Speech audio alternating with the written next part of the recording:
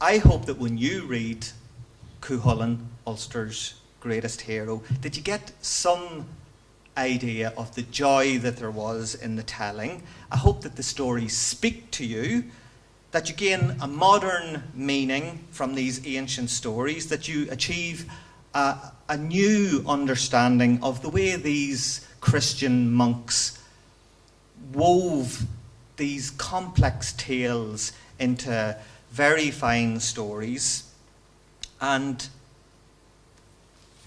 that these stories, the Cúchulainn stories, represent the very growing point of the Irish psyche.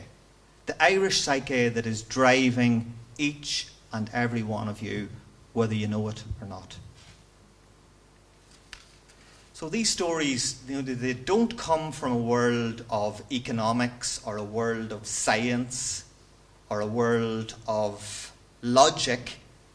They come from the other world, the world that is spiritual, the world that is artistic, transcendent, the world that is symbolic, the world that is circular rather than linear. The stories ask us, whisper. The stories whisper to us to be free spirits, to be passionate. They ask us to be creative. They ask us to be equal. They ask us to be attentive to our environment, to be in tune with the elements, and to honour our tribe's heritage and language, of course, and also to be kind to the stranger in our midst.